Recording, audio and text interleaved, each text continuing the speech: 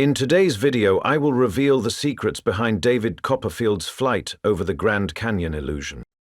Here's what happens in this trick. Copperfield begins by standing at the edge of the Grand Canyon, peering through a telescope as if he's preparing for something beyond human capability. Then he takes a deep breath, strikes a meditative pose, and starts to float, proving that there's nothing holding him up. A ring is passed over him from one side to the other, but he doesn't stop there.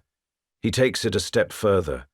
Two large rings pass through him, eliminating any doubts that he's suspended from above. Then we reach the big moment. Copperfield leaves the ground entirely. The vast landscape stretches beneath him as he glides through the open sky, effortlessly soaring over the Grand Canyon. For a brief moment, it feels like we're witnessing something impossible, a true miracle. And then, as if guided by an unseen force, he finally lands on the other side, where someone is already waiting for him. But despite how breathtaking this illusion looks, there's something very unusual about this performance.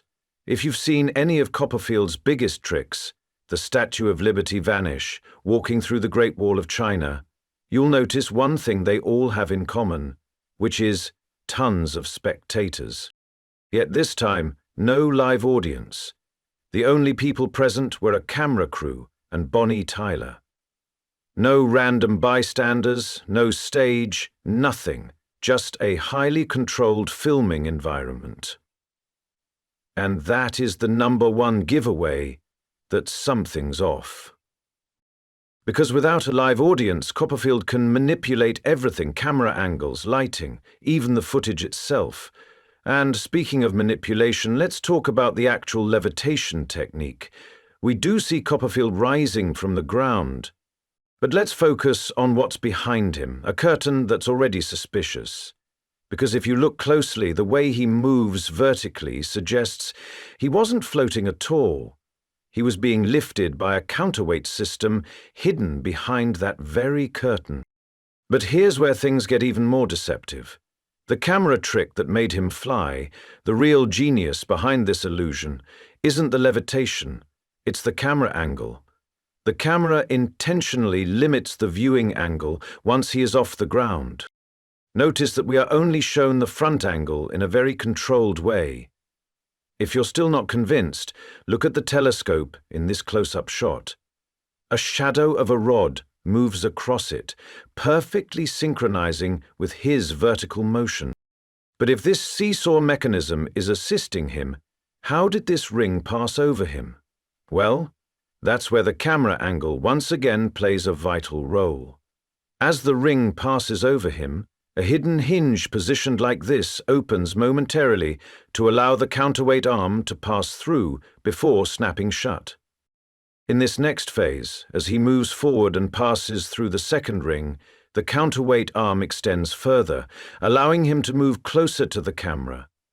However, the actual levitation over the Grand Canyon is where Copperfield decides to pull out every trick in the book.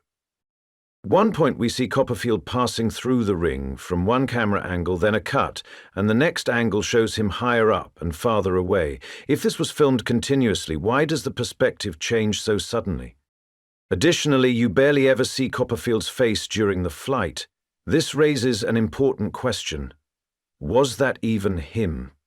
Since we never get a clear close-up of Copperfield mid-flight, then there's a good chance the person flying over the canyon was a stunt double.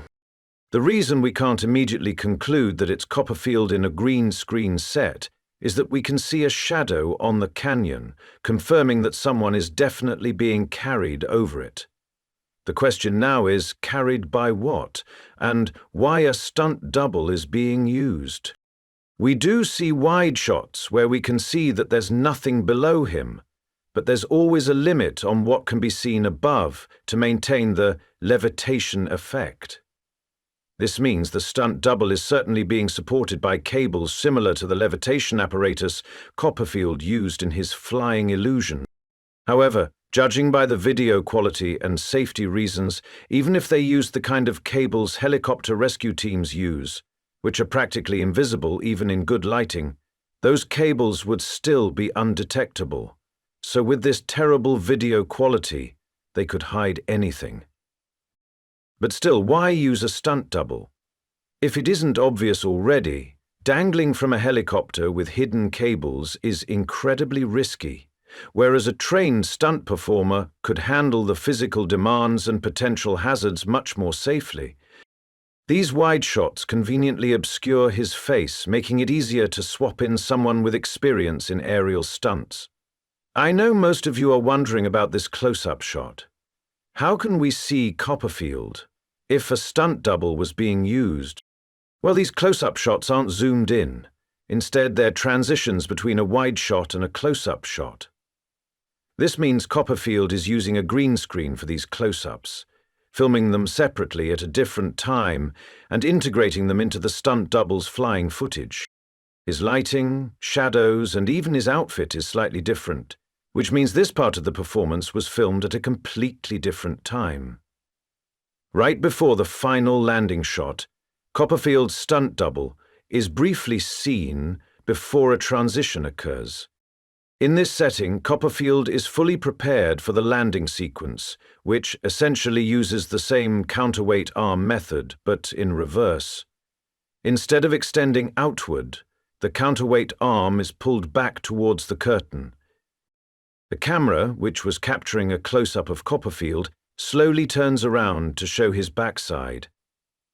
However, he isn't actually moving, but rather the background's motion as the camera moves creates the illusion of his levitation.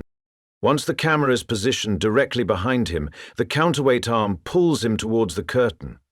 He ensures he stands directly in front of it until the arm is completely pulled through and then ends the act. Behind this mask, only the truth remains till we meet again.